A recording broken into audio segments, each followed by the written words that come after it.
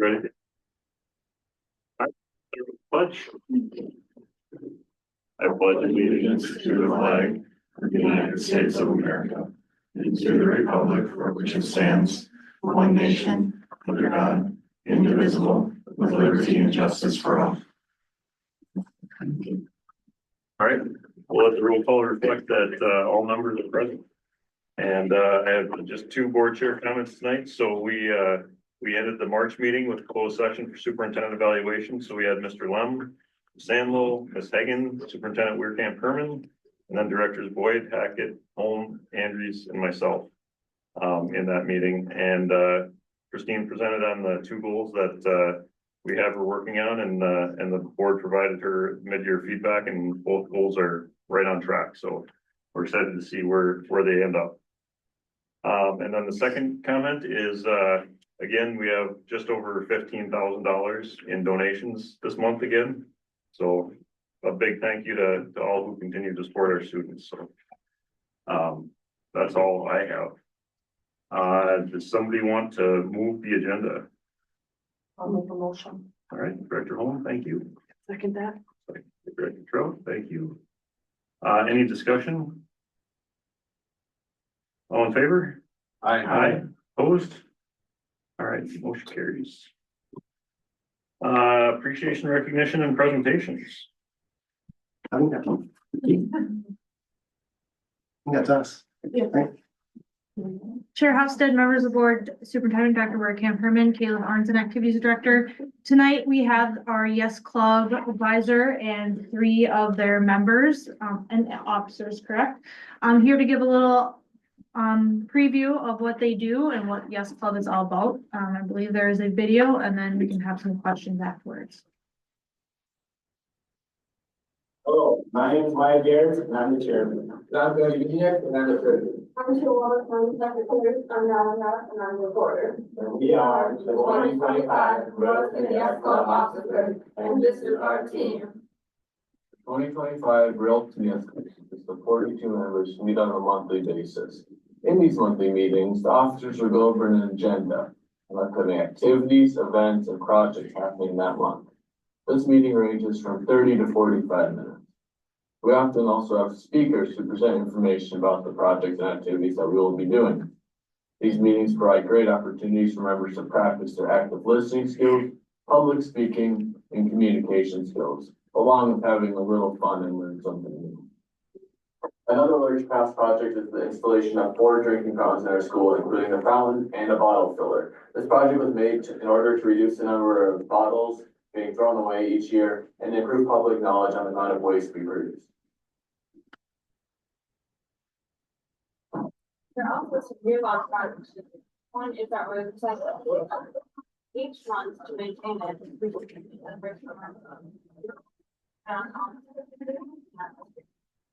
Average, we recycle the first amount of oil per By recycling oil, we are saving hundreds of native species from pollution and millions of gallons of water from contamination. This is accomplished with the help of Eastside Oil, who takes the oil away to be recycled. One project I want to do every year is we meet with the kindergartners from our school and we give them a presentation on plants, read them a book, and do space painting with them. And at the end of the day, we give them a tree to take home and plant within their own community. Finally, our last year-long project has been one of our biggest ongoing projects ever, our native prairie. This project has been in action for 3 years and running, but started way back in 2020. When the project started as a simple idea, by 2021, that idea became a dream. And in 2022, that dream became a reality. Our first steps started with tilling the land, planting seeds, and then building habitats, including birdhouses for our native species. We then made signs in order to educate the public on the growing prairie plants. On social media, we posted pictures of the prairie plants and advertised to the community. Such a diverse project needs a variety of contributions and effort in order to maintain the maximum success for our project. We conducted several cleanups throughout the year to remove invasive plants from our prairie before they seeded out. These cleanups typically involve 18 dedicated students putting in an hour and a half of work to remove these plants. The total time put into these cleanups this year is around 40 hours in total. Cleanups are not the only steps our club puts toward the prairie. We also host lessons to teach younger generations the importance of prairies and how they can make a difference in their own communities. During our lessons to educate over 100 youthful minds, we teach about parts of a flower and seed, as well as the students get to create their very own seed bombs. After they create their seed bombs, we take a trip outside to spread the seeds over the prairie. The results are not seen until the upcoming year. On the other hand, we're experiencing many struggles for our prairie.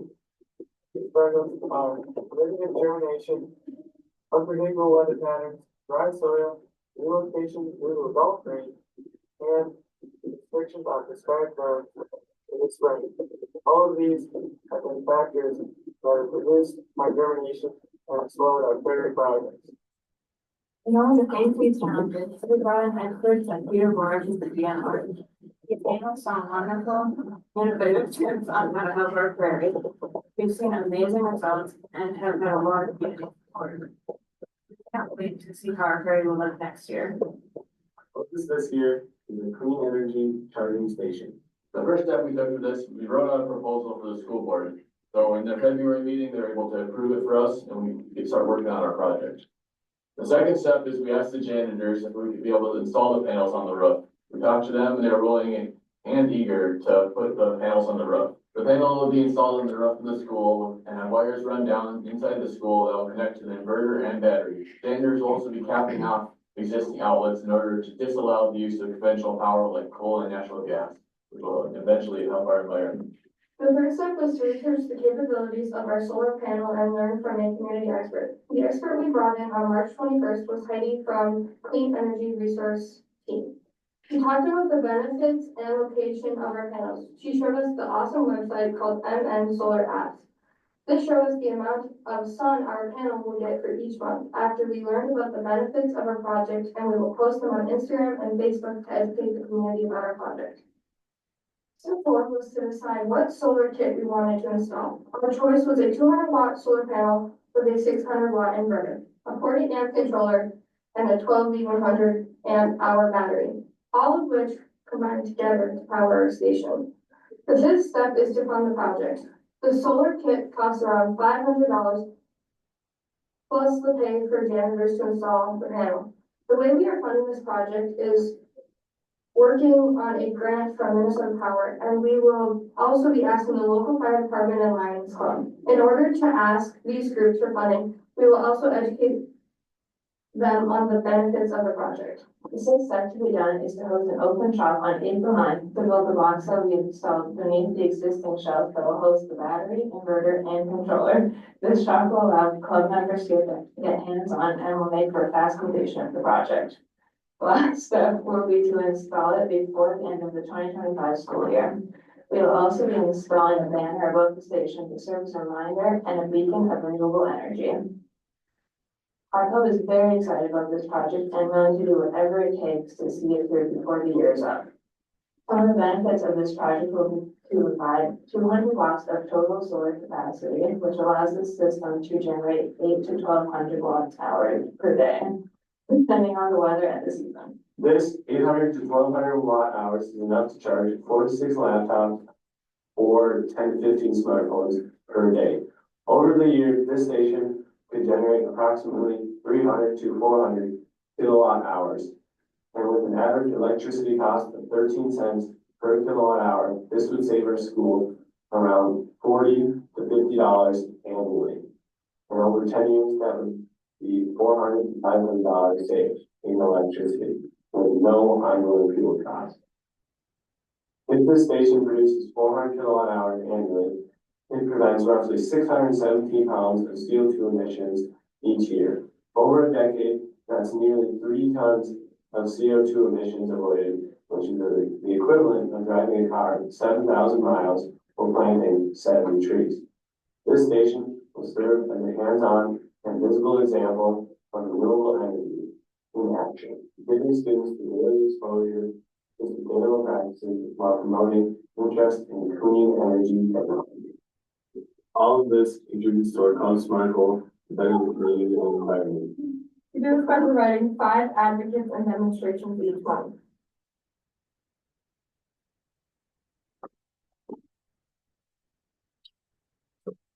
That's us. Yes, I'm the advisor. We got Wyatt. I'm the chairman. And Tina, the secretary. I'm not on their border. Yeah, if you have any questions for us. So the video that they made was for a competition and we kind of tried our best to cut the video down a little bit from where it was at, so. Good work. What made you decide to, as solar for the project? Oh, yeah. Well, earlier this year, we went to a Wolf Ridge Lodge up north on the shores of Superior. It was just our officer team and we decided on 4 different ideas that we wanted to possibly pursue this year. And then we brought that back to our club and we decided that the solar one was the one we wanted to do. Right on. I think good. What's been the thing that you have learned the most from being in the club?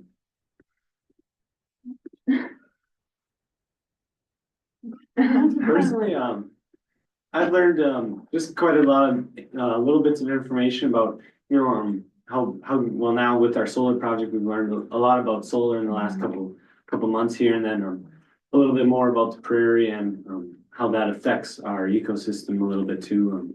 We also, because on our prairie, we also added some like birdhouses and stuff to kind of keep the ecosystem and, you know, encourage other native animals to even live in the area as well. I was learning about soil type and then certain types of plants and fungus that would flourish best in the type of soil that we have up there. As well as just like involving the community in all of this too. When you guys do the work for writing the grant, where do you go for resources for help with that? There's a lot of people in this building that can help you. So, You're gonna laugh, but ChatGPT does a very good job. I'm terrible myself I know it's in my brain, but I can't get it out in the right words sometimes. And so if you actually do a very good job of being able to put what's in here and put it into a format, it actually does a very good job of helping you take your thoughts and putting them together for those types of things. I've actually found that very helpful. So using technology in the world that we live in right now to help you is a good thing. You know our students are using it, right? I would say teamwork. That's one of the things that each year, like they was talking about Wolf Ridge that we went to. They were there for a weekend, Friday night, Saturday night. We came back on Sunday, and that was an officer retreat that YES-CLUB puts on. And they also had a lot of educational, they learned, actually Brandon went with us as well, but they learned about lichens. We learned about our constellations. They went fishing, that's kind of fun. But fishing with what you guys wouldn't think, they went fishing with, I don't even know what kind of worm that was. It was like some. I've never seen it before. Yeah, and it was literally just a pole and they had to chisel the hole through. It was crazy. But anyway, what they caught, and they put us on a spot where there wasn't any fish besides perch and noise, but teamwork. It was just fun to see the kids bonding together. And I think they really bonded well and had a good time. And that's what it's all about when you're working with kids. It's giving them different opportunities to take them out of their comfort zones and learn and build relationships and help them to become better leaders. That's what our world needs, leaders. Great. Awesome. Well, thank you.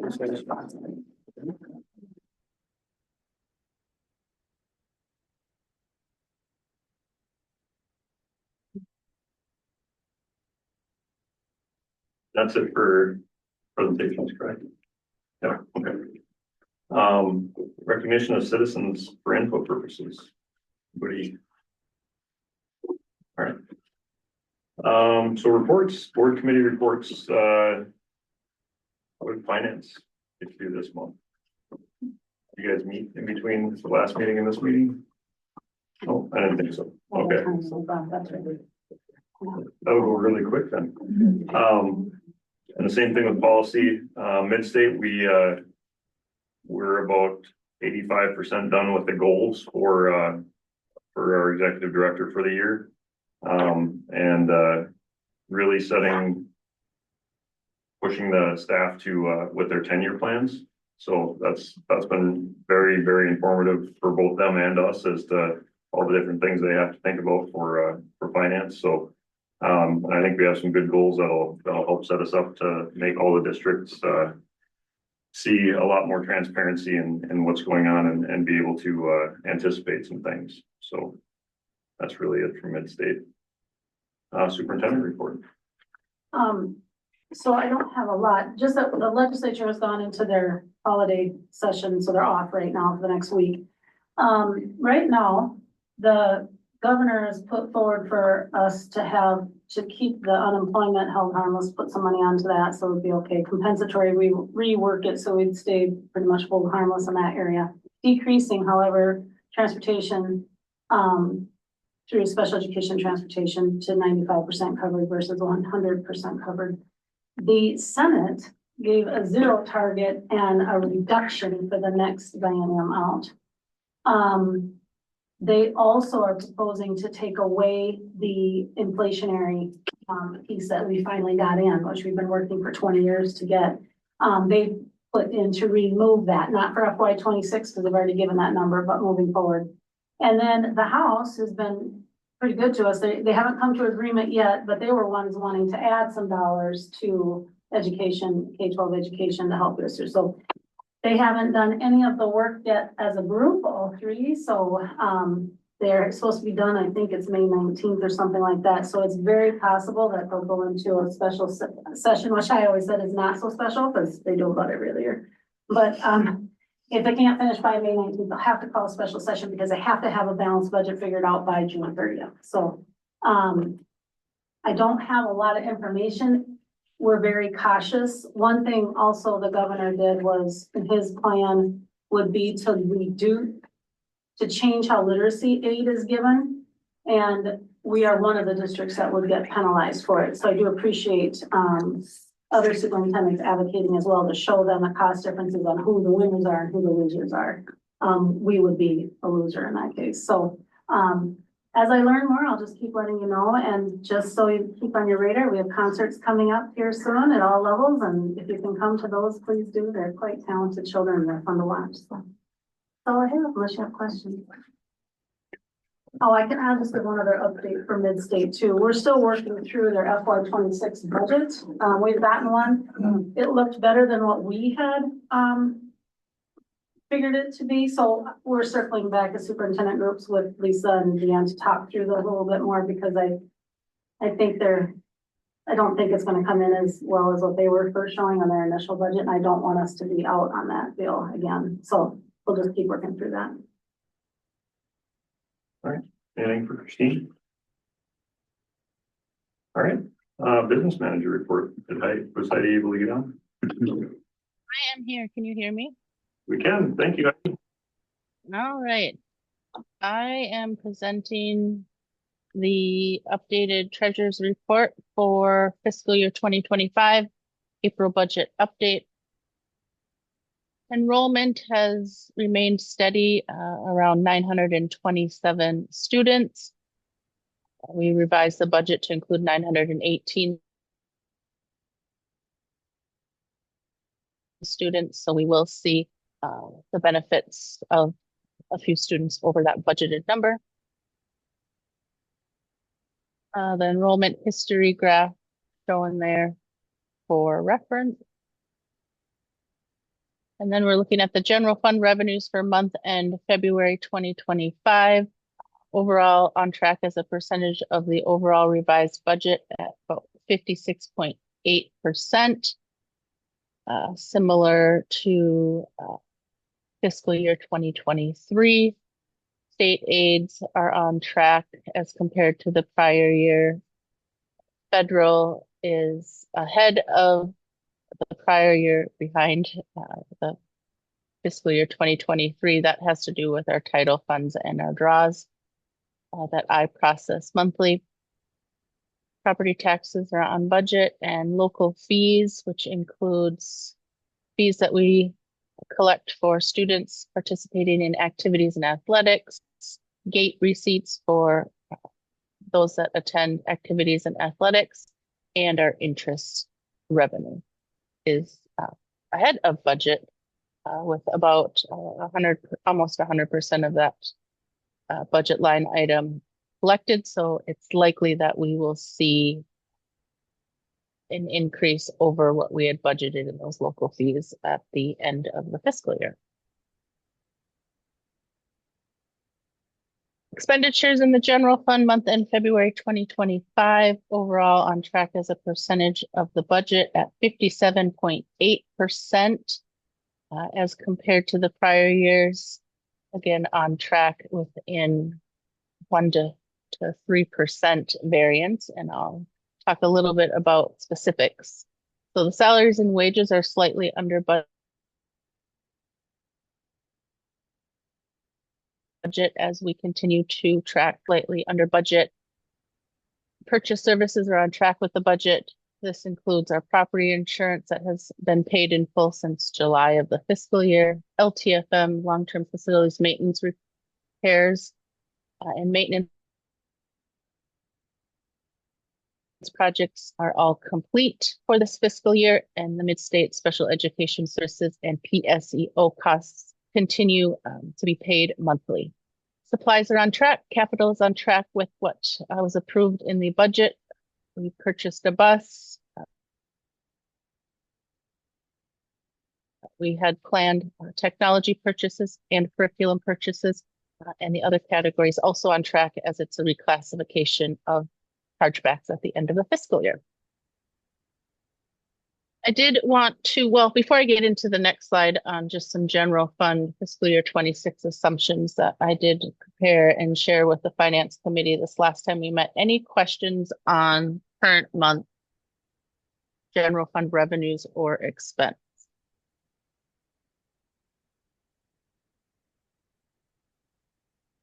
All right. So moving on, Dr. Christine Werkamp Herman did mention some of the nuances of the legislative session based on what we know at this time. We are, Christine and I continue to work on the budget weekly for next year as we continue to glean more information, whether from legislative session and or just year-to-date trends with the current budget. But revenue overall is, we do know that we're going to be receiving 2.74%, which is an increase to the current state aid formula. We have assumed that our compensatory will remain held harmless. We are assuming that we will receive some form of unemployment reimbursement. And all other categories for next fiscal year are being budgeted at flat or minimal changes. Overall expenditures, we're assuming a 3% increase in all categories.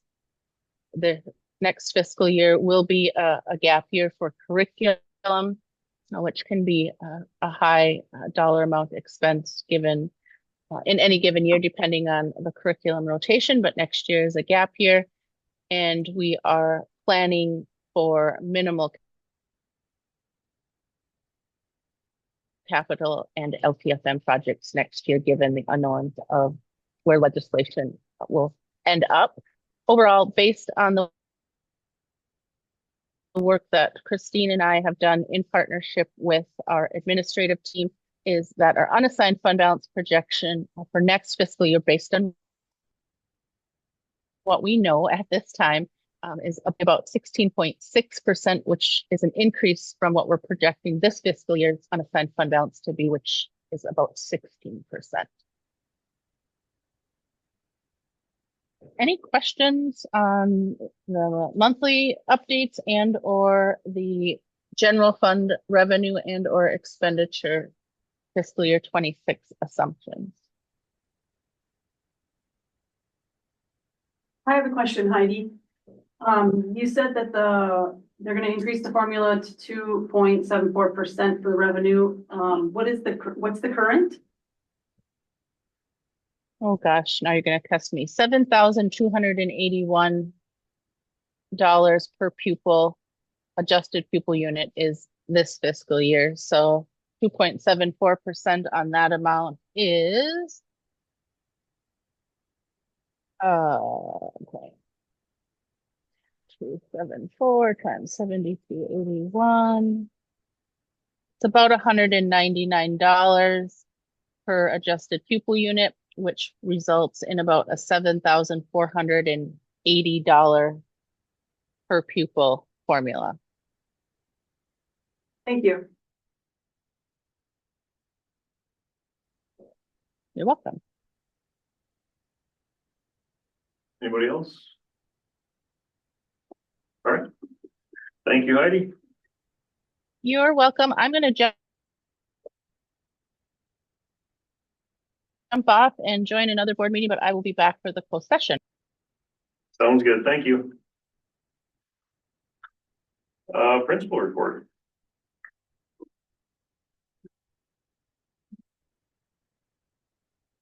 Chair Hofstad, members of the board, Superintendent Werekamp, Joel Swenson, high school principal, just a few quick things. We started MCA testing today at the high school and middle school.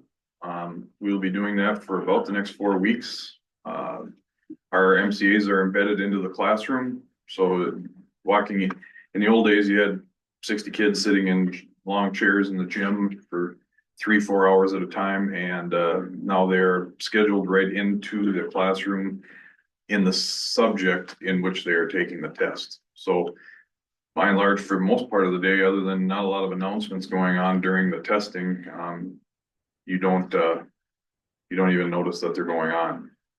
The other thing between now and the next board meeting, I will send out the invitations and instructions for graduation for board members. It will, I'll probably email it to you. It will have instructions, seating chart, time to show up, the whole works. And that should be sometime in the first week in May that I should be getting that out to you. So any questions?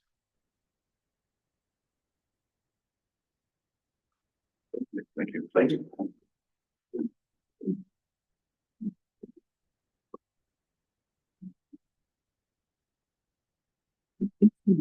Chair Hofstad, members of the board, Superintendent Dr. Werekamp, Tony Newman. Since the last time I was here giving an update, we've started fourth quarter. We started that off with a bang. Senior David and Mr. Meyer got some pretty neat haircuts, and 4 of us teachers got pied in the face. That was fun. Very sticky, but that was fun. But it was a great way to kind of kick off and start off our fourth quarter. And we're already well into that. So here we are, mid-April already. We are MCA testing. We'll get into FASHPERS testing after that. And we're going strong. So we brought in an author, Kevin Lovegreen, last Thursday. Kids loved it. He did the Lucky Luke series of books. Kids were able to order and get them autographed. Had kids come up to me afterwards and say, "Can we still order books?" No, sorry, we can't anymore. But it was super engaging. It was an hour. Kids loved it. So it was an awesome way to kind of end that last week and then get us into this week for testing. Coming up here, we have band concert on May 5th. It's on Monday. So first half would be middle school and 6th grade and 7th and 8th grade right away at 6, and then at 7 o'clock for that spring concert for 5th graders and the high school band. And then our choir concert for our 4th and 5th graders will be on Thursday, May 15th with a 1:30 and a 6 p.m. show. So that is that the week of the next board meeting. So any questions? Thank you. Athletic director report. Chair Hofstad, members of the board, Superintendent Dr. Werekamp, Caitlin Arnzen, Activities Director.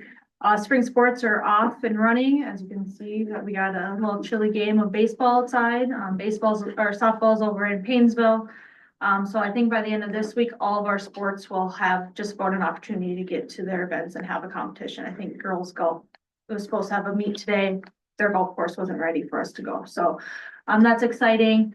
Some other concerts, just so everyone's aware, on April 27th, it's a Sunday, we have our jazz band performing at 2 p.m. And then we have our band concert May 5th, and then our choir concert on May 14th.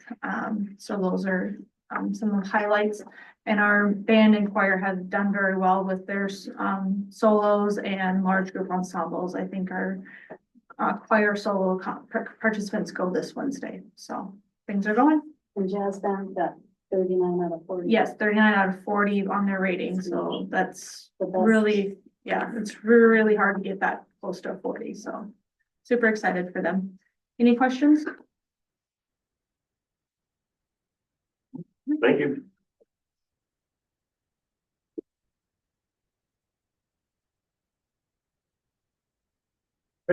Next is the consent agenda approval. So the board is consenting to approve items listed below as presented one at a time or at one time. At any point, a director can pull off any item from the consent agenda for further discussion. So on here, we have approval of the regular board meeting minutes from last month, the senior class trip approval, the claims, accounts, and financials, the approval of the new hires, and the approval of resignations and terminations. And that is it on the consent agenda. Is there anything anybody would like to pull? All right, would somebody like to move the consent agenda? So moved. Director Hackett, thank you. Second. Director Holm, thank you. Any discussion? All in favor, say aye. Aye. Opposed? Abstain? All right, motion carries. All right, next is discussion and information action items. So the first one is looking at a board chair, vice chair, or a co-chair. If we want to begin that conversation.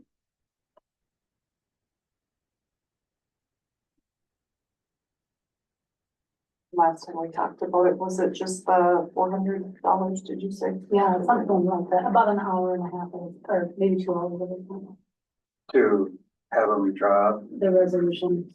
a resolution.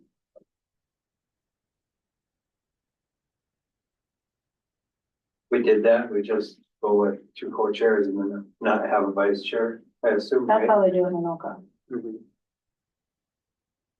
I'll move that. I'll second that. Either way, Sally. All right.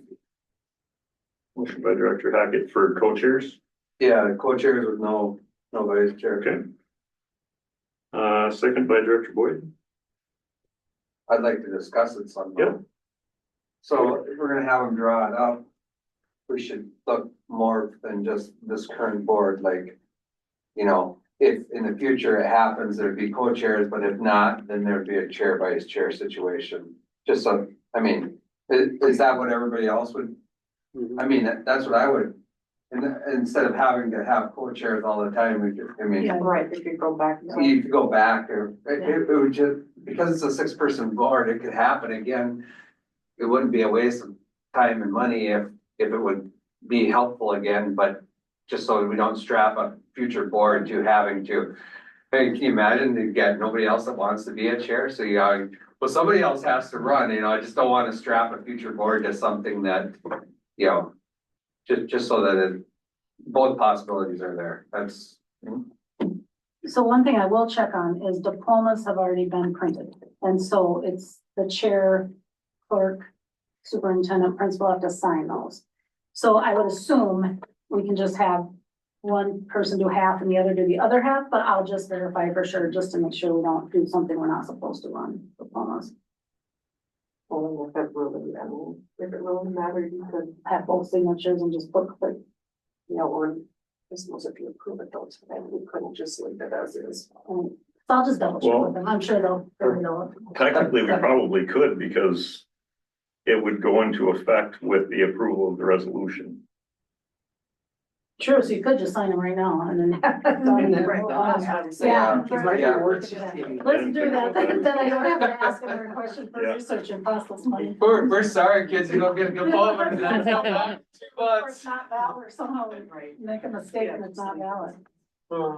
Okay, we can do that.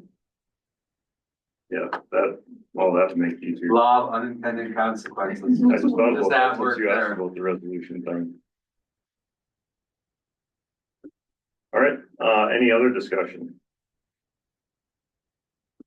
So I have a motion and a second to, have co-chairs versus a chair and a vice chair, with a contingency that when they write it, that we're able to go back and forth. Each board would be able to decide what that is. All in favor, say aye. Aye. Aye. Opposed? All right, motion carries. So with that, I will take nominations for, co-chair. Point of order, I think we should ask, since we don't have a resolution, we should just ask for nominations for chair. See if we get a tie. Or not. Or do we wait till the resolution is on there? How does that work? Oh. Yeah, We're not- we that's, can't make- that's probably true too. Yeah. Yep. We'll approve the resolution once that's written and then do it next month. I think that's probably right. Yeah, good call. All right, well, we'll not do that. But I'll put it in the notes for agenda setting for that one. So the next one is there any other discussion on that you guys want to talk about? Okay, process for running open gyms.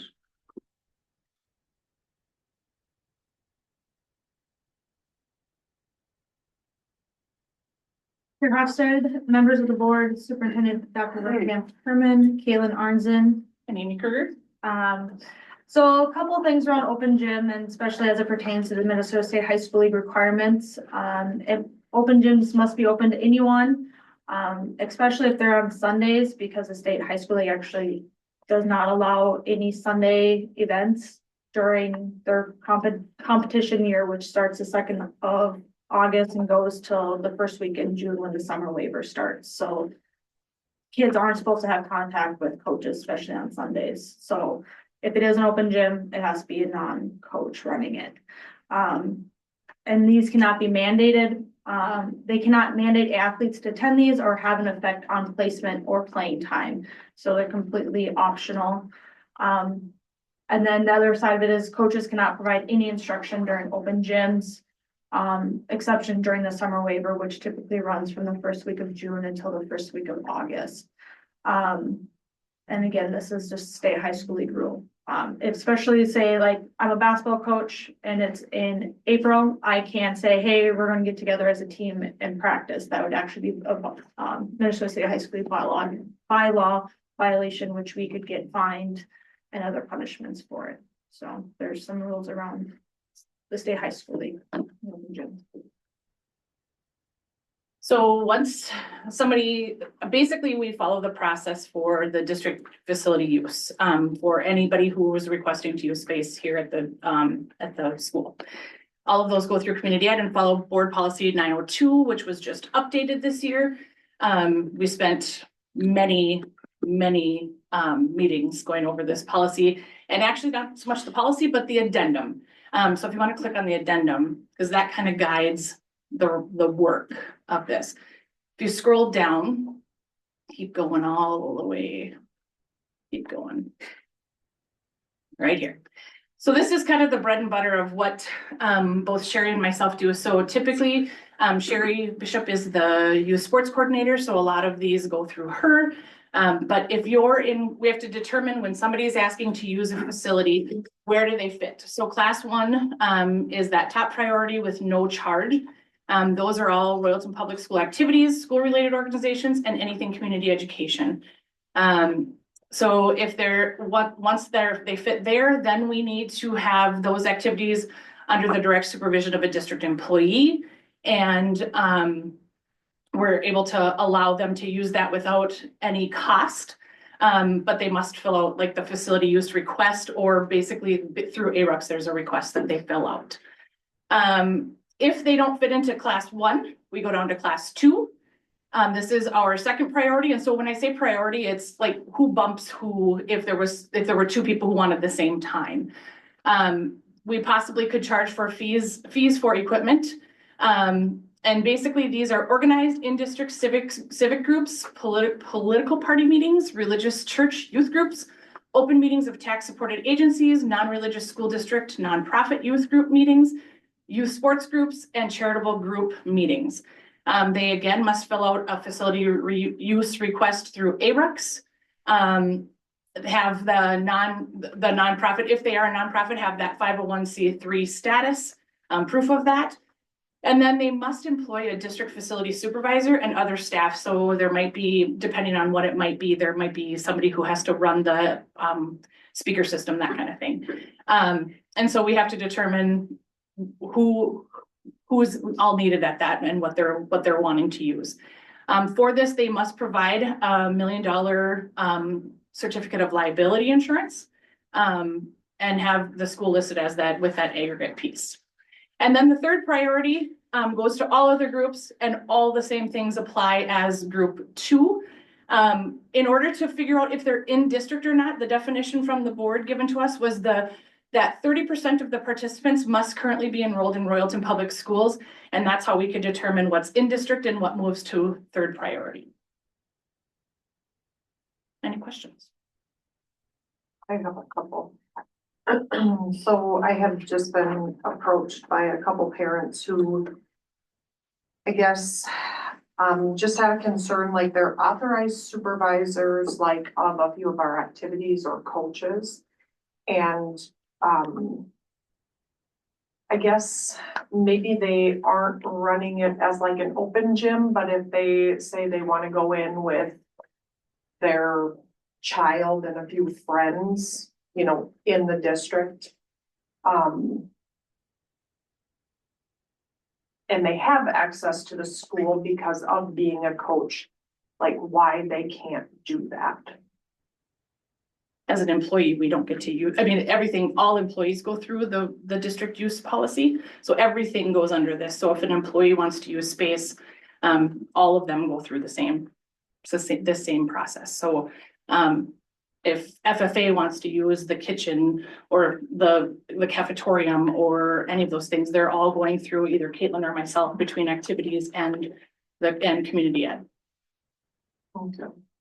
So I think there was a few concerns. I mean, I think the biggest thing, sorry to interrupt, but is not to overlap. I mean, they can check the calendar, but sometimes like not all like sports practices and stuff like that get put on there on like my stuff. So they may think, oh, this should be open. And then all of a sudden they show up, and then somebody who truly is supposed to have that and requested it. That's where it's, I mean, it's more to know who's truly coming into our space would be my understanding, like why we want it. I mean, if it's a coach coming in and working with outside kids, I mean, there's also some state high school league things that have to be watched in that as well. Even if it's their own child. I mean, it depends on the situation, but again, like, I mean, again, it would be better to go through to have a request put in, just so we know, and we can double check. Sticky wickets. And this is a newish type rendition of this policy. And so there may be things that are happening that we don't know of. And, but this is what we ask everyone. And if we find out somebody's, coming in and we know about it, we try to have a conversation and just say, hey, here's what you need to do. You need to go through this process. And we tried in community ed to find a yes. We've had a couple different groups that come in and say, I want to do open gym for volleyball. Well, as soon as you say open gym for volleyball or open gym for basketball, it's no longer open gym. So how can we get to a yes? How can we help you? So oftentimes basketball came to us, girls basketball, and they wanted to do, I don't know what it was, like some training with a trainer. And they said, well, we don't have the insurance policy. And we said, well, why don't we run a community ed class then? So we'll run it through community ed. We'll charge a little bit of money to cover the costs of community ed. So the cost of the registration system and, all those things. And they were happy as larks that they could run it through there and, so we try to meet them in the middle with how do we get to a yes for what they're looking for, but yet still follow the policy. So is the problem with the gyms, the fact that there's a roof and a wall for the high school league? Because it's an outdoor court, it doesn't matter, right? As soon as it's enclosed, then all of a sudden the insurance and everything else is. I right on mean, that?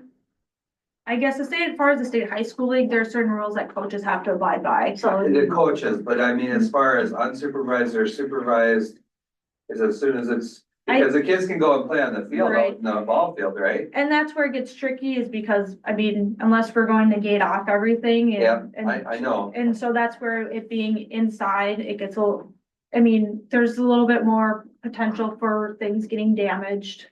Even if it's completely accidental. So if we don't know that somebody's using it and then something gets broken, then we have to figure out how did that happen and things like that. Again, outdoor, it's a little different and, and I think more of it's because it's inside and it's probably a higher demand space. And because we live in Minnesota and it's winter for a lot longer than we wanted. 9 months a year. Yeah. Yeah, that's why we like summer. Right. I know of other districts that if you weren't a school truly sponsored event and you wanted to use their like baseball, softball fields, you did actually have to pay a rental fee. So there are other districts that do, because they lock everything up, so.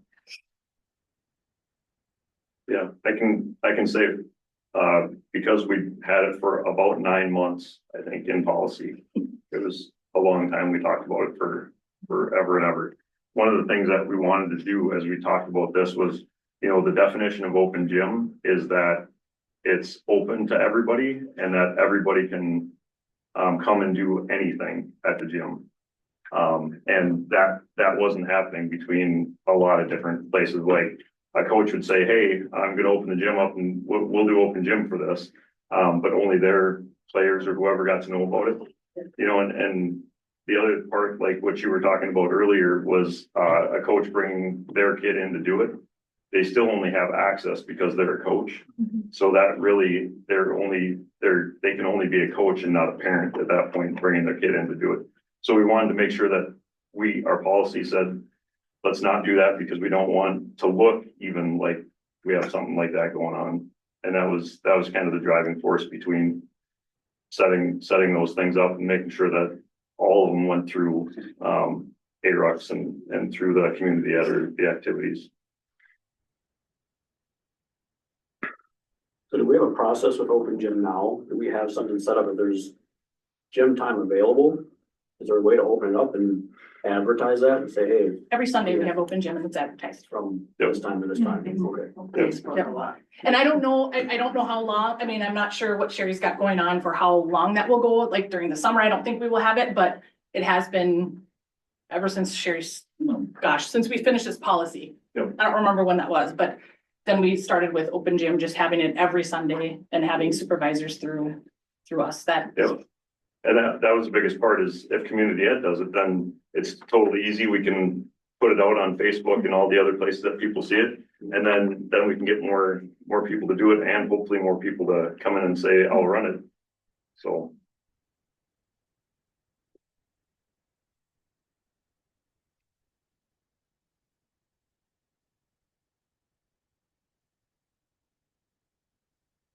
Any other questions for Caitlin or Amy? All right, thank you, ladies.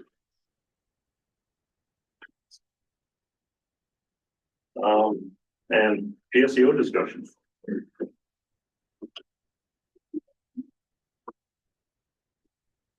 Chair Hofstad, members of the board, Superintendent Dr. Weerkamp Herman, Joel Swenson, high school principal. The PSEO presentation that I did a couple of weeks ago, nothing has really changed on it. I wanted to update the board on, we are looking at a youth apprenticeship program here at the high school. An apprenticeship program would open some avenues of opportunity for students who are seniors who are looking at a certain career field, that they would have opportunities throughout the day to go out and work and gain experience in that career field while gaining credit through the youth apprenticeship program. Youth apprenticeship program is run under the work-based learning licensure. And it provides you have to have 450 to 900 hours of opportunity to work throughout the year. There is training requirements if you receive certain certifications throughout a training, throughout your apprenticeship, there's some requirements for that. And we provide that opportunity then for students to have a chance to do that. So we are working through the process now of developing that and creating that opportunity, working with, I've been on the Minnesota Department of Education, getting the training agreements and all of those types of documents ready to go. And our hope is that we can have our first apprenticeship opportunities for next fall. Otherwise, everything else with the PSEO that I described 2 weeks ago is nothing has changed with that. There continues to be advocacy and conversations happening with our PSEO partners and the schools that are accessing those PSEO courses around the state.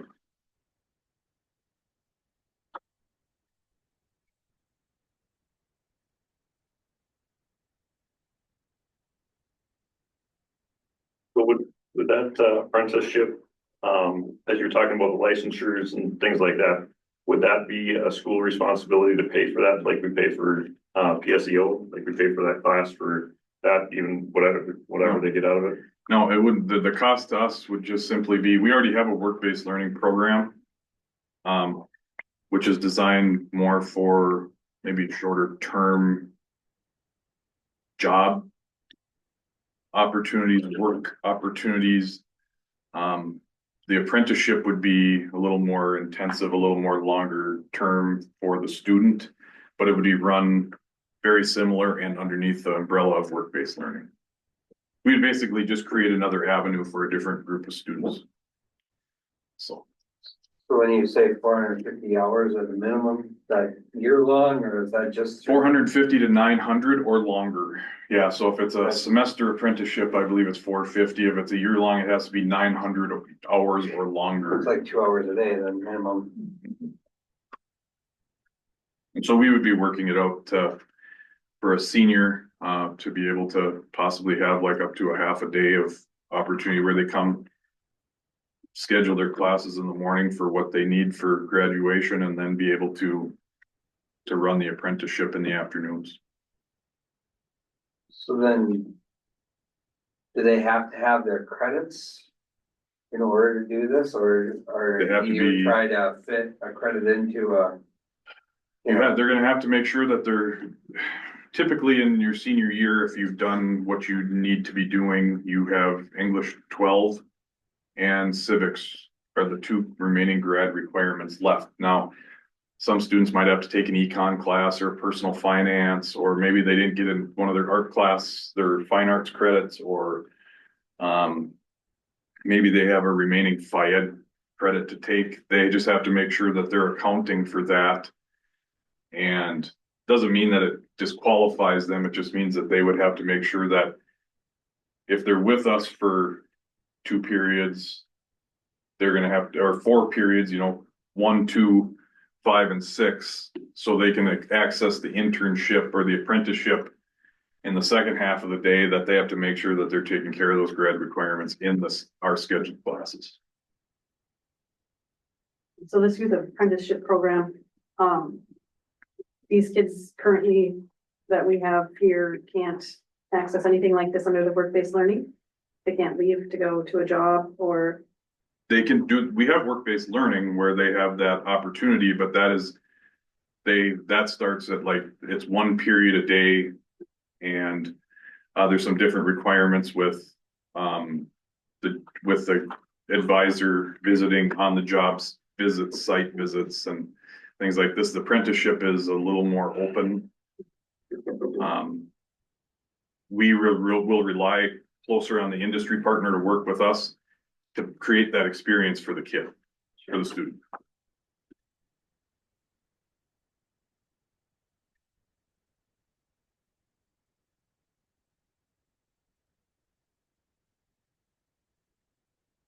Any other questions? Comments, people? I think it's a great idea. I do too. Have, How is it administered? Like. So you're gonna rely on an industry partner. Is there any rigor that's, I mean. Yeah, I mean, mandated? they have some documentation. They have to maintain documentation.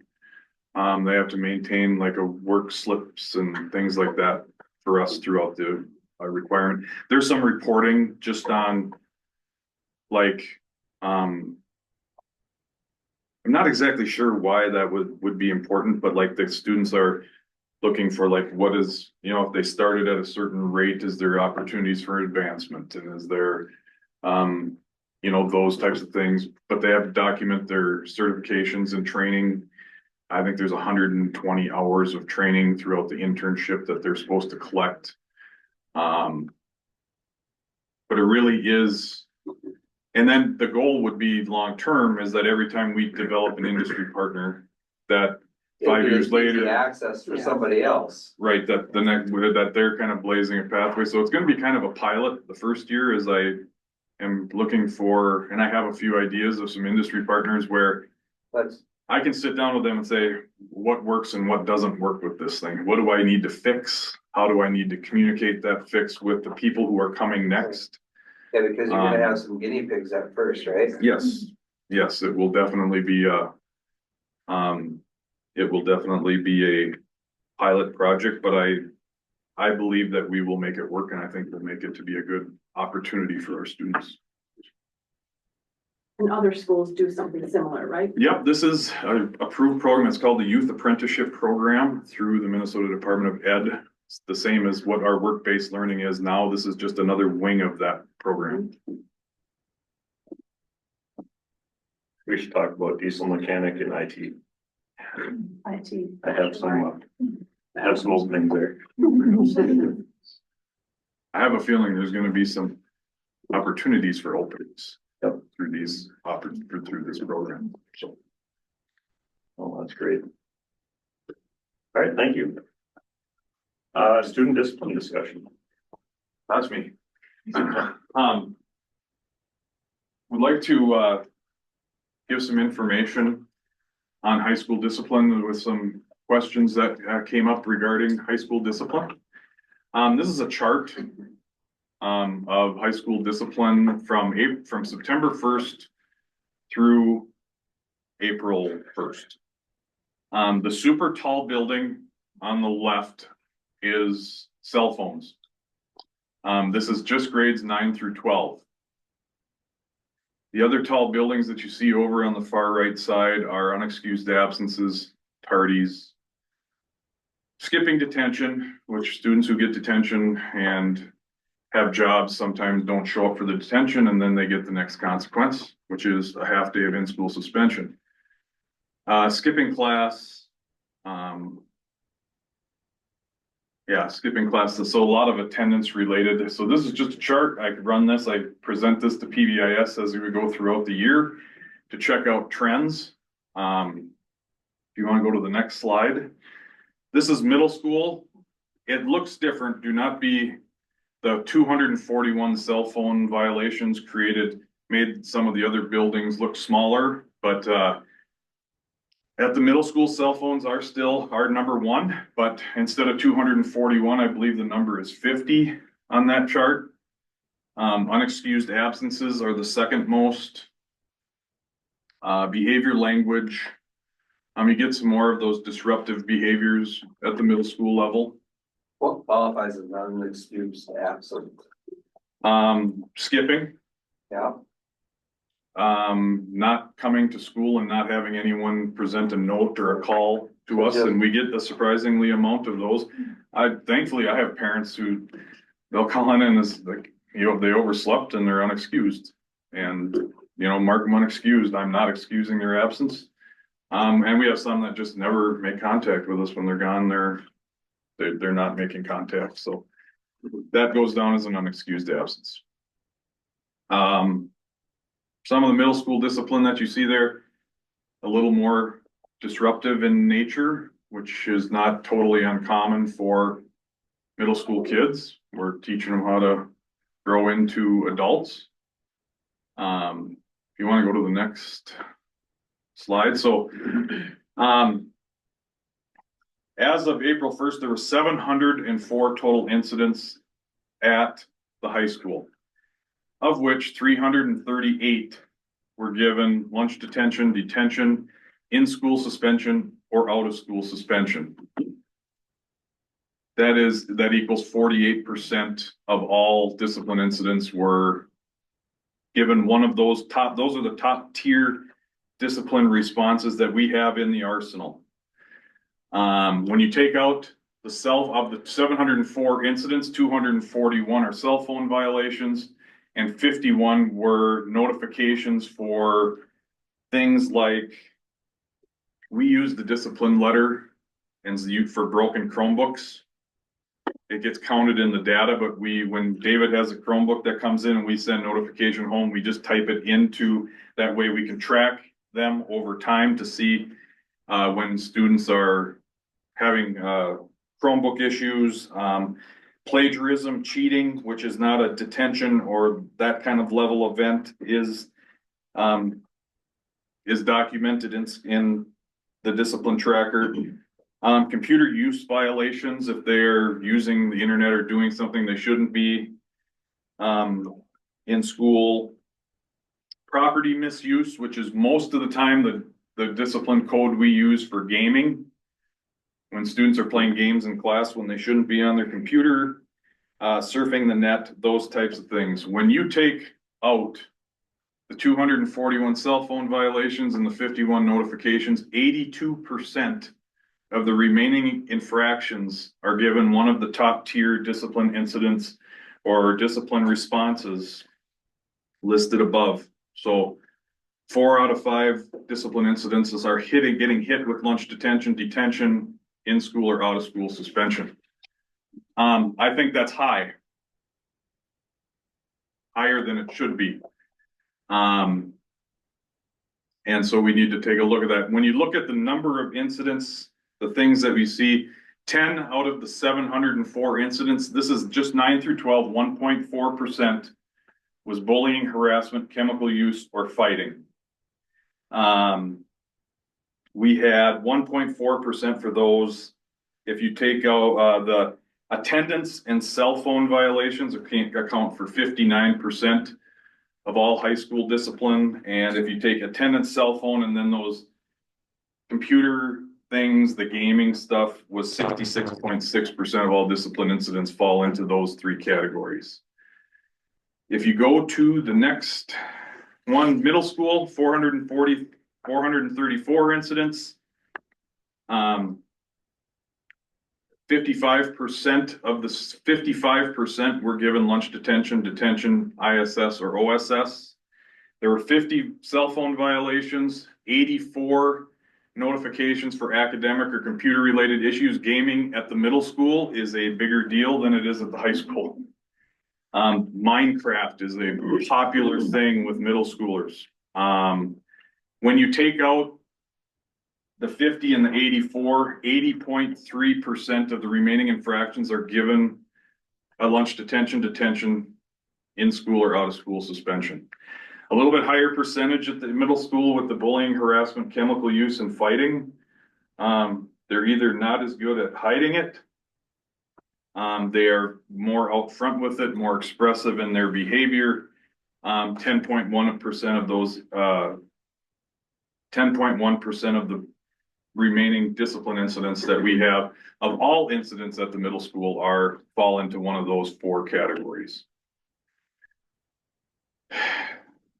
At the high school, 73 out of 294 students have a discipline referral that is not a cell phone violation. 24.8% of all high school students.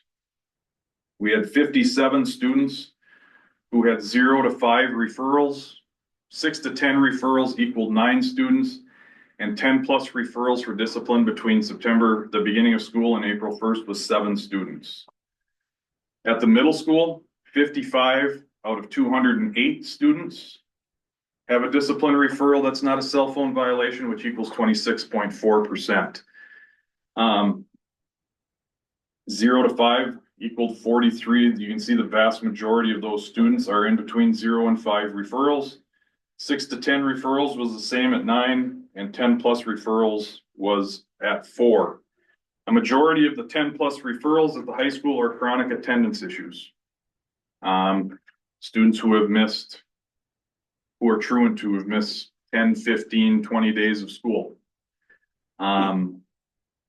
Is the vast majority of ones at the high school. At the middle school, it is a little more mixed. This chart is the major minor chart that we follow for discipline incidents. The minors are things that are mostly classroom-based intervention with teachers, paras, you name it, office staff, counselors, social workers, whoever happens to be with the students at the time. The pathway that they are supposed to follow then for the minor is you can see the first offense, second offense, third offense on the left-hand side. One of the areas that we're going to work on and continue to try to get better at is making contact with parents before the problem becomes too big of a problem. And that starts in the classroom and having teachers reach out and make a contact home with parents. I have, over the years, have always had parents that are thankful for us getting to them before something becomes too big of an issue. So they can have a chance to fix it, so they can have a chance to address it. It is a successful way of managing the consequences before they have to get over to the major side. Major side is usually things that are going to come directly to the office, usually going to result in a discipline notice going home, something that is usually Caitlin and I are dealing with. Those abusive language, I'll use language because language is something that high school kids have a tendency to display. Walking down the hall and they're talking to their group of friends and they let one fly to each other is one of those where we're trying to correct that behavior on the spot. Say, hey, come on, we don't talk like that in school. Now, you use that language at the direction of, I'm going to say, speak to Lucas and tell him where I think he should go. That is a whole different deal. That ends up being a major. They're in the office with us. Most of the time they're going home. And so those are the differences between the minors and the majors. And so most of the time, almost all the time, the majors are coming almost directly to us. So our goal over time is to make sure we want to support teachers. We want to support cooks.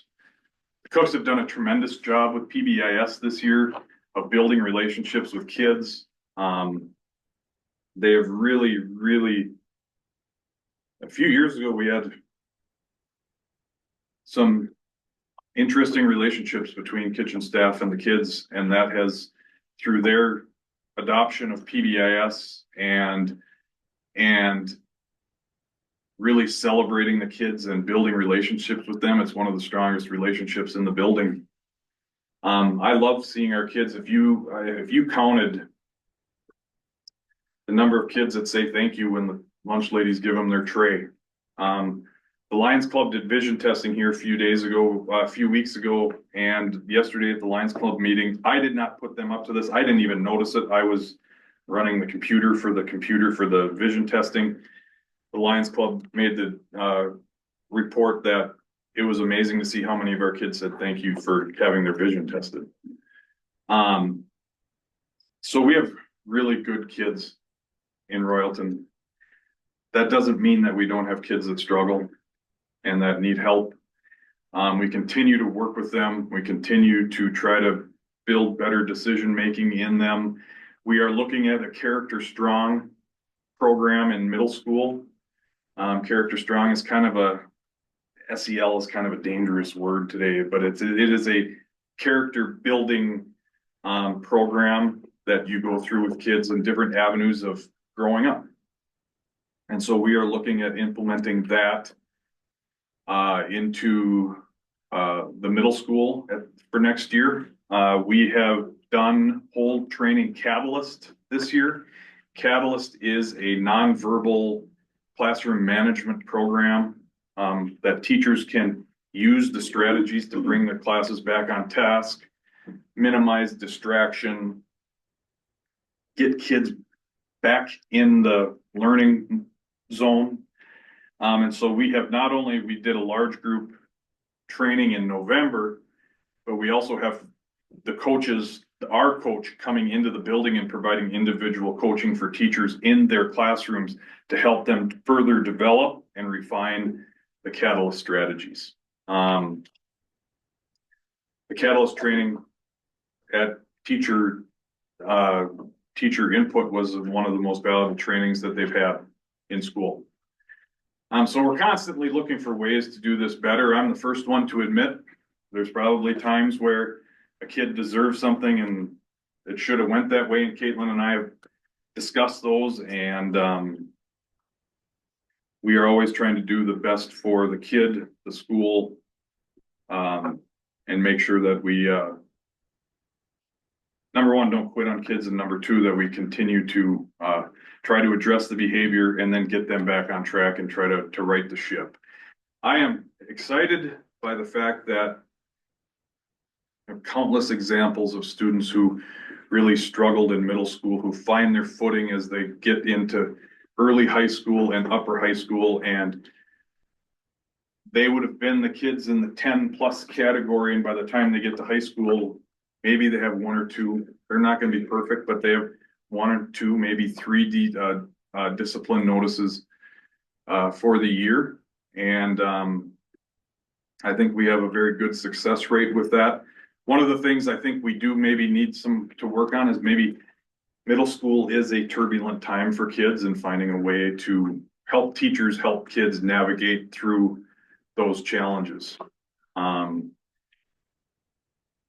wish I had all the answers for it. I also wish I was a kid. I got a detention in 10th grade from Mr. Plath. I got done with the math test and I yelled something. Like your brain wasn't on, and I yelled something. Other kids were taking the test. He made me stay after class. I had to clean his overheads. I was embarrassed. It's the only detention I ever got in high school. Maybe not the only one I deserved, but it was the only one that I got. But it was enough of a deterrent for me that I'm not doing it again. The students who are in that right thinking brain, and I don't mean right and left, I mean right thinking, they are in the rational state of mind, process those consequences and those inputs, and they make the necessary adjustments.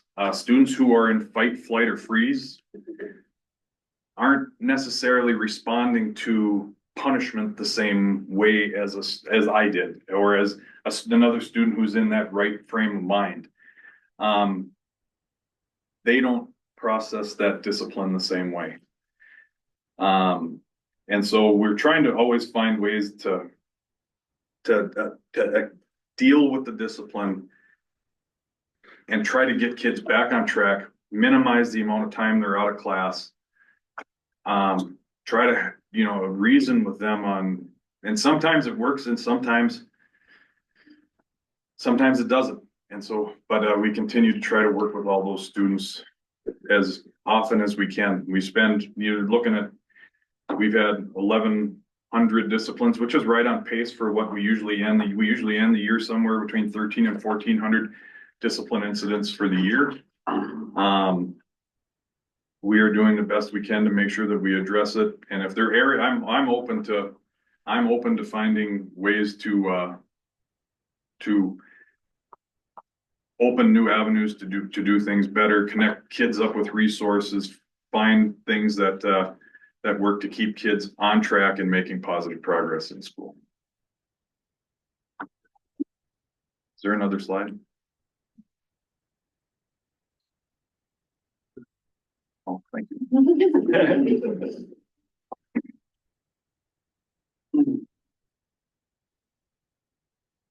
You know how many of the kids that are in your 10+ category are involved in like after school activities, or Not very. is that something, not very many? I would love to get them involved in something. Yeah, I kind of thought maybe that would track that way, but it was. When they get involved with the activity, they have to be here to be involved with the activity, and almost of the, what was it, 7 kids at the high school who are above 10, I'm gonna say 5 of them are attendance related. Chronic attendance. So if they build a connection to a program, I don't care, it could be a class, it could be a teacher, it could be building a fish house and shop class, it could be FFA, it could be the BPA, or the choir is a great one. The plays, anything that we can do that builds that connection for them to come to school and to not have such a negative outlook on what school is about is a positive gain for us. It might not fix the issue, but it moves the needle in the right direction. So this data, is this all referrals, or is this, you may get a referral and then it's like, well, maybe that's not what it is and that goes away? Or is this every single thing that gets put into the system? Thing that the teachers put in? Yes. So about 90, when a teacher puts in a referral to us, it comes to us, we process them probably 2 or 3 times a week. When a teacher puts in a recommendation, we're estimating that between 95 and 98% of the time, we're following the recommendation of the teacher with what they want.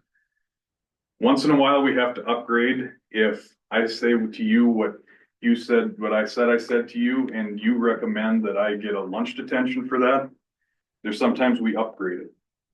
No, that's gotta be, there's more of a consequence than that. The time we downgrade it is once in a while, people will say, I want this kid to have a week of lunch detention next week. I mean, we don't do lunch detentions in that big blocks because we already have students scheduled in for things that would be more of a, if you need it to be a different consequence, just make it a detention level event than scheduling out 4 days of lunch detention. That becomes just a scheduling nightmare. But 95 to 98% of the time, and I would say it's closer to the top end of that, if a teacher provides a recommendation to us for a discipline consequence, we are following it. I'm not in the classroom. Caitlin's not in the classroom. We're depending on the teacher. They experienced what it was and provide that data to us, and we follow that. So. Well, they have their chance to provide grace too. They have their chance. If they thought that would be an avenue, so. Yes. The other thing in the data with the 82% is there's a lot of times where the teacher says, I just want this documented and want a notice sent home. Or I gave the kid no further action needed. I talked to the kid, I just want it documented. That's included in the 18% that's not covered by the top tier discipline notices. So that works sometimes. Sometimes, yeah. I mean, when you see the percentage of kids who are not repeat offenders. Yeah. I think we have a pretty good success rate. And like I said, I wish I spent more time with I spend a lot of time with the kids who are having trouble, but we have so many kids walking around our building that show up every day, work hard, they're pleasant, they're kind, they're good to their friends. I have always felt, in 26 years, I've always felt very fortunate by the student clientele. I receive reports all the time from restaurants, from places where our kids go, God, those Royalton kids, they can come back anytime. And it doesn't matter whether it's a sports team, a club, a field trips, grade level wide field trips to places that we always have had positive comments about our kids. They're polite and that's I take a lot of pride in that. How about the egregious incidents, like the illegal stuff, so vaping, cybersecurity, stuff like that? Is that being moved on to the next step? So if we have a vaping issue in the school, which is illegal, right? They can't do that if they're underage, if you have the vaping stuff in the school. It's illegal. Is that going on to the authorities so the next level so they can come in and take care of the situation? We are working with, Royalton Police Department has just put in through planning and zoning and, Yeah, I'll kind of jump. in. yeah, We had a great meeting today with Jason. So Royalton, City of Royalton is finally going to put through a ticketing situation. So if a minor is, caught with a vape, they would get a ticket and pay an $80 fine. The county attorney is still not charging those out. So, but it doesn't mean we can't send them to the county attorney. But that's not on us to not send them, you know what I mean? If it's illegal or if it's not right, the authorities have to take care of it. You know, if we know that the county attorney is not doing anything about it, that doesn't mean that you don't charge the person with it, right? There's plenty of county attorneys that aren't doing anything, but you still have to take care of the situation. You still have to bring the authorities up here. Doesn't, if it's illegal, it's illegal, period. And we've right? called Jason. Well, we've just Okay. been talking to him today. My understanding, he hasn't been up here at all this year. So, I guess I'll talk to Jason, see how many calls he has up here. If I see vaping at 5, vandalism at 5, some of these other things that really are illegal, we should be up here that many We're times. definitely calling him on vapes now because they can ticket them. And that's what But we it need. should have been prior as well. Which we have called them, and I mean, and from talking to him, and sorry to interject, but he said the biggest thing is when they wrote the vaping into law, they didn't really have a consequence for it. And so that's where a lot of the county attorneys aren't, because so it's like, yep, they get it, but there's no consequence for breaking the law. So it's not like if you get a speeding ticket, you know, you're probably gonna get a fine. When they wrote that law, they didn't actually add the consequence, and that's also why a lot of the county attorneys aren't processing it. But we have called, him for several different reasons. yeah. I would love to, I am very happy about that movement in that direction because it does provide it provides the teeth and the hammer behind making that behavior stop. And Jason did say to the county, because it is in statute that you cannot smoke on school property, whoever you are, no Right. adult, no any. I remember in my prior district, I was driving in the parking lot, a construction worker was there and smoking, and I about jumped out of the car, my husband was driving, like, knock it off, it'd be all right, you know. But, he brought that up to them, saying it's in statute, showed him the statute.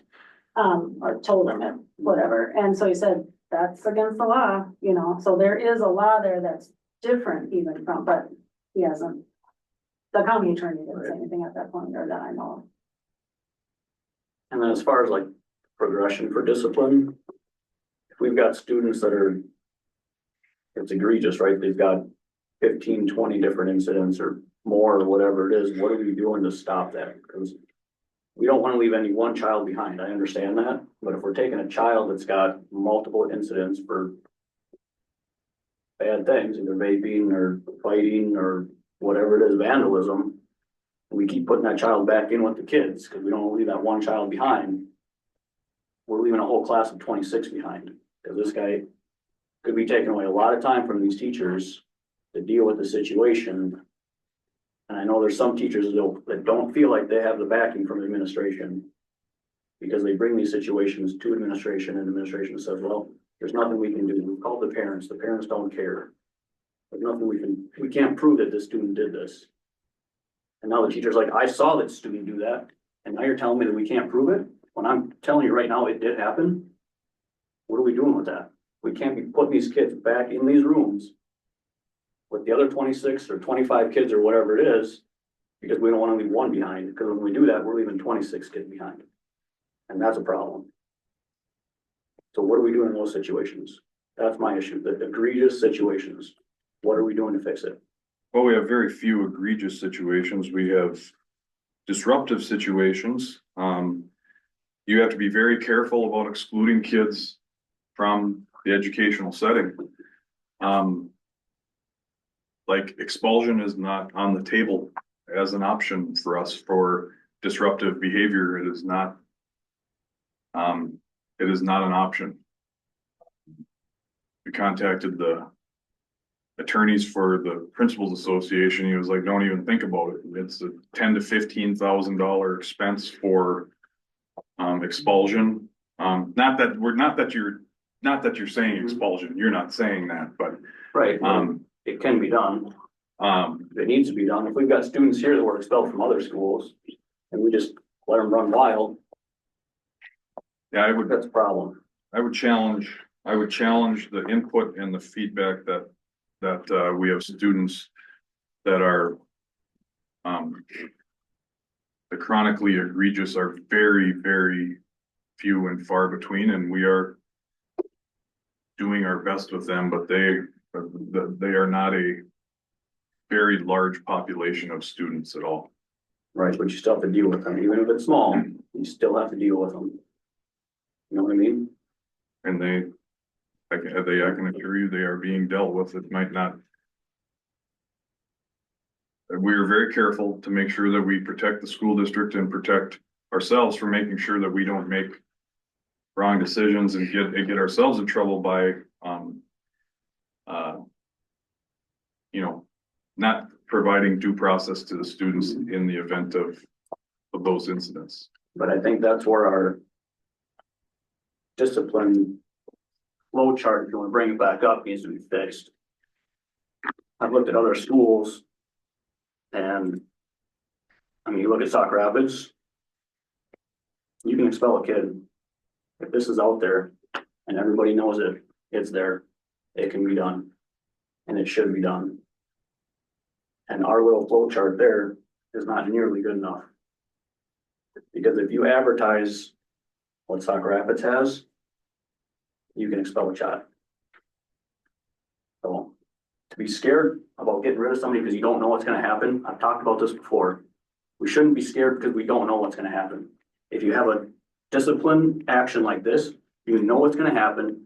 The students know, the teachers know, the parents know. And with that, you can't do it. So I would agree with you. With that, it's not going to happen. So I think as a board, we need to look at a true discipline action plan for the school district, not that.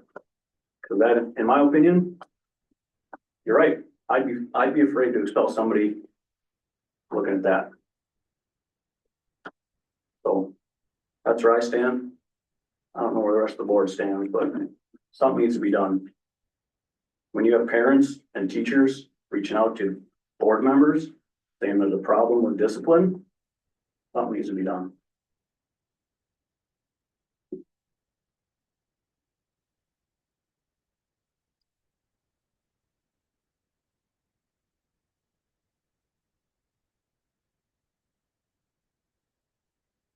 If anybody wants to see Sauk Rapids, I'll email it out to the whole district if they want to see it. But something needs to be done. I sit in the seat for the teachers, for the community members and the parents. And when I've got multiple teachers, multiple parents coming to me and saying that there's problems with it, that's where I draw the line. So.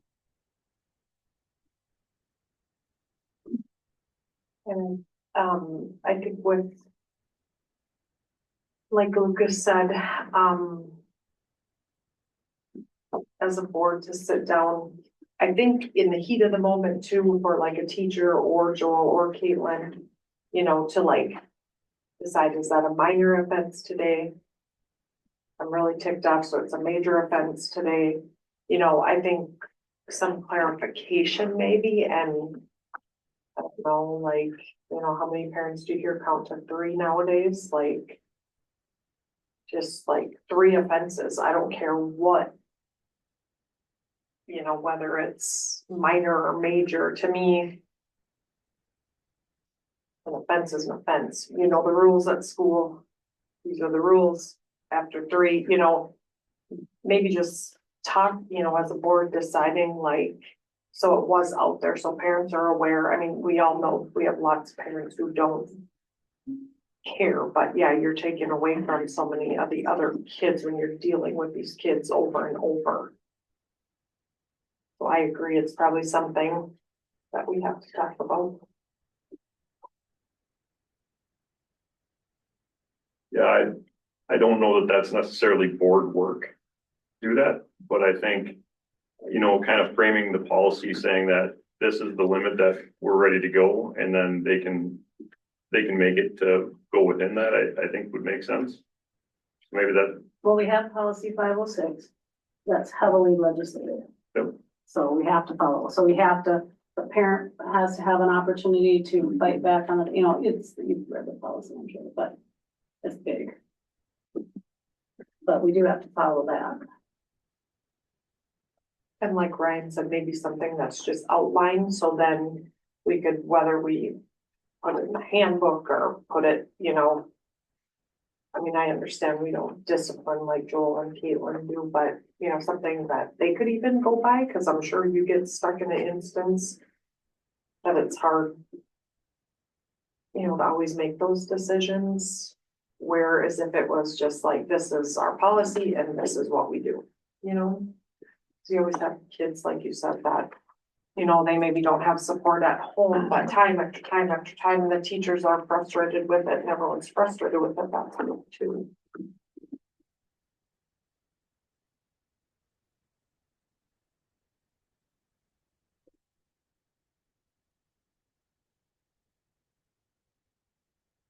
what you're talking about, Lucas, is more so just not stopping there. Is here's the next thing that we're gonna do, and here's the next thing that we're gonna do. Exactly. Yep. Okay. For each offense. Yep. Right? I mean, if you wanna look at Sauk Rapids, they've got a great one. St. Cloud also has one. I don't have St. Cloud on my computer right now. But St. Cloud has one as well. Each offense. If this happens, this is the consequence. First time, second time, third time, boom, that's it. Yeah, we talked to Jason today, he's gonna be very willing to come, we call about vape, he said the St. Cloud, they just take the vape pill away. They're not doing anything about vapes in St. Cloud. So at least Royalton will have But some vapes, options. we have to, I mean, that's the health of the children there. I mean, if people don't understand what vapes are doing to your lungs, go online and you can see what these vapes are doing to these kids' lungs. Yeah. It's unreal. And they think it's safe. Oh, it's okay. It's just water vapor. Oh, it's not. It is not. So something needs to be done at a higher level, like through legislation, through something. These county attorneys have to be on board. They do. And I think when we talk about discipline, the parameter of success is different in the different audiences that are taking a look at what discipline means. I feel like the administration here thinks that our discipline is fairly successful. I think teachers have a different perception because they're in the front lines. And I think parents also carry a different perception. Because I also have had a lot of parents in the past talk to me about frustrations with the disciplinary process here, so. Originally, prior, we tried to take an offensive stance on that and bring in some positive change with the proposition of whatever the police officer or the, whatever it was called, yeah, sorry, yeah, the school resource officer. But that was not successful, so now we are in the defensive position of having to change course if this isn't working well. And inputs coming from various places to a board level. Then I think that that's the proof in the pudding that something's not working here with our disciplinary process. So it needs refinement, or it needs to be looked at in depth and given a quality inspection. Because it wouldn't be coming to the board if it was successful in everyone's eyes.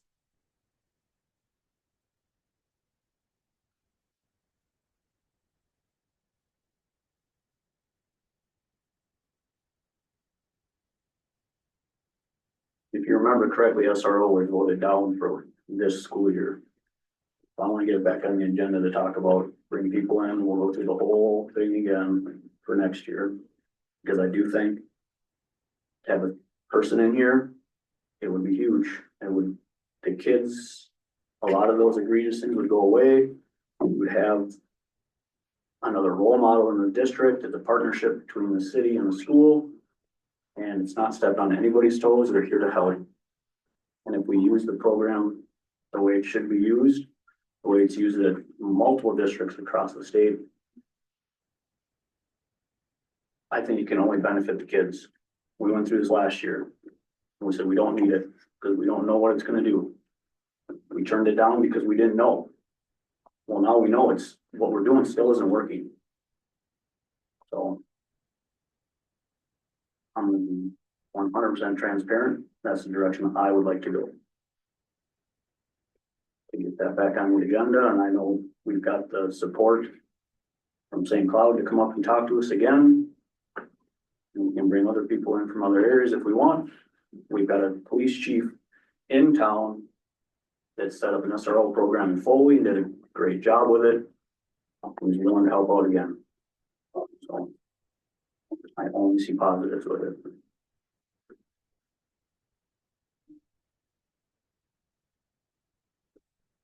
But you need support from everybody to make it work. And it's never gonna be a detriment to the kids. And if we're here for the kids, that's what we're here to do. And it's not gonna hurt them.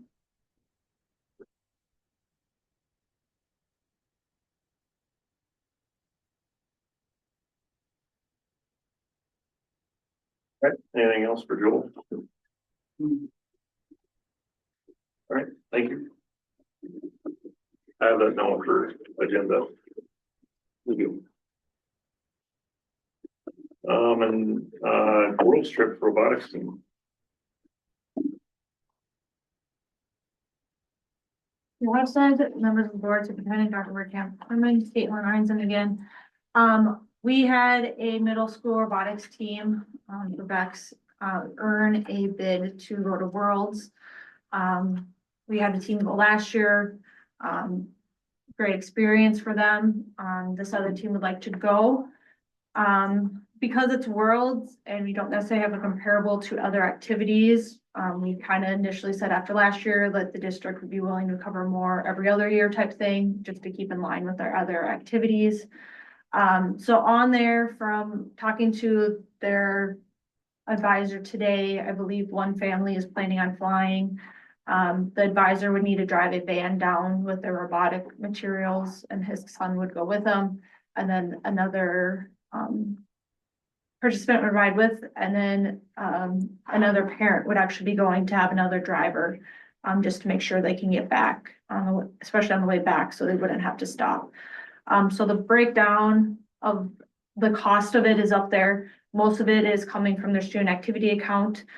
They've also done a really good job of getting donations and this having a good use of funds through their different activities, with running concessions and stuff like that. So the recommendation would be for the school would provide a van, pay for the fuel to get down and back, and then the cost of 5 days of meals for 4 people at about $50 per day.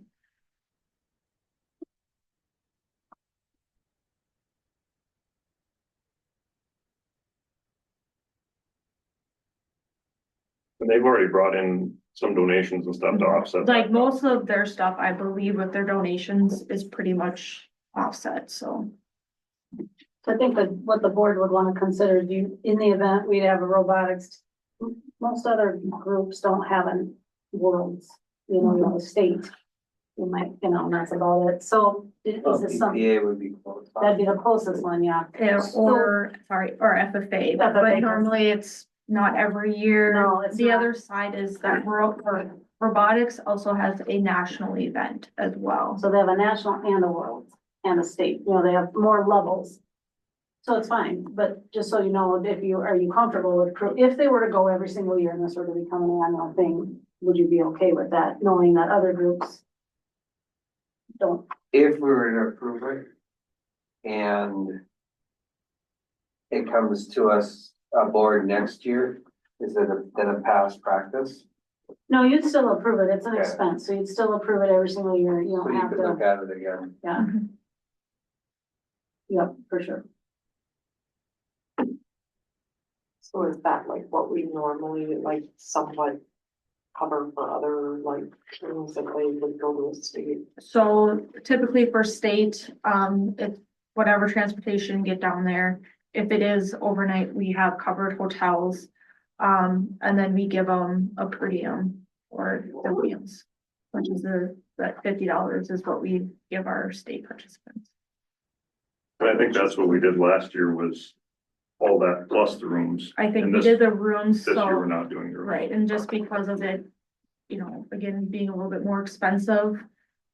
For the rooms than what, you know, what we, cause it's multiple days, our A lot more longest days. date that we typically have would be wrestling, and then that's only 3, Wednesday, Thursday, Friday, 3 at the most nights. Maybe 4 if they end up staying Saturday night, so that's kind of where it being a little bit longer of a stay. And there's potential having to get lodging on the way down, which hopefully with having a second driver, we can potentially avoid that. We don't want people driving when they're super tired, so.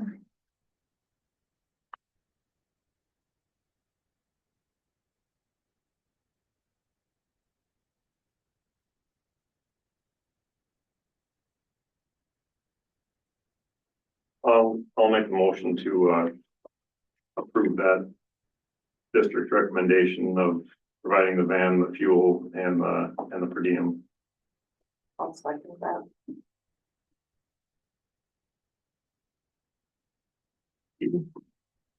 Any other discussion?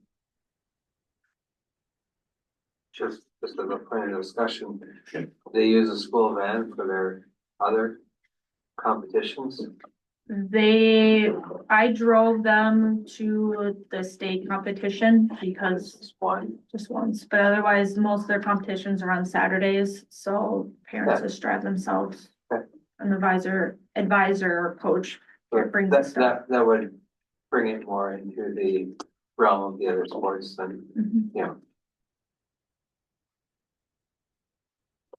Any other discussion? All in favor, say aye. Aye. Opposed? Abstain? All right, motion carries. All right, donations by resolution. Would somebody like to move the resolution? Is that me? Sorry. Director Trout, introduce the following resolution. So, the Royalton Firemen's Gambling Fund has generously donated $2,500 to the Royalton School District to be used towards crisis go bags. Doug and Jean Legat have generously donated $500 to the Royalton School District to be used towards the robotics team registration, supplies, tournament fees, and or travel expenses. Royalton Fire Relief has generously donated $3,000 to the Royalton School District to be used towards the robotic team registration, supplies, tournament fees, and or travel expenses.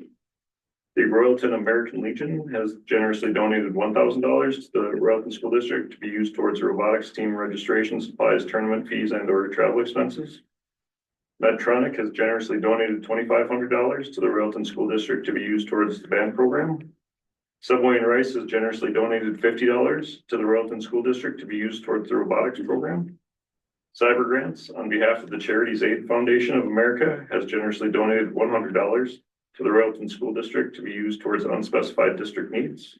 And the Bolus Firemen's Relief Association has generously donated $2,500 to be used towards a robotics team. And the Royalton Legion has generously donated $3,000 to the Royalton School District to be used towards the Royalton Honor Society. So be it resolved by the school board to greatly accept these gifts. Does somebody want to second that motion? I'll second. Director Andrews, thank you. All right, and upon a roll call vote. could you call Director Trout. Aye. Director Holm. Aye. Director Hackett. Aye. Director Andrews. Aye. Director Boyd. Aye. Director Hofstad. Aye. All right, and no one voted against. So the resolution was approved today. Yeah. Upcoming meeting schedule. So we are going to have a finance committee and policy committee meeting this month, which will be good. So that's on the 23rd at noon and 2 p.m. respectively. And then strategic planning meeting is April 30th, and then back to our regular board meeting on May 12th. Anything else? soon as we adjourn, we're gonna take our picture before we forget. Yeah. And then we'll take about 10 minutes, to go into closed session. So what time are we thinking closed session? I got a text saying, so she's not so well for other meeting. Yeah. What are you thinking? 7:55. Pretty sure this other probably doesn't have any grass, you stay with that one. Aye. Yeah, right. All right, so, would somebody like to make a motion to close the open meeting to discuss negotiation strategies as So moved. provided by Minnesota statute I second. 13D.03, at 7:45 PM? That was Director Hackett and, Director Holm. Any discussion? All in favor, say aye. Aye. Aye. Opposed? All right, carries, we are.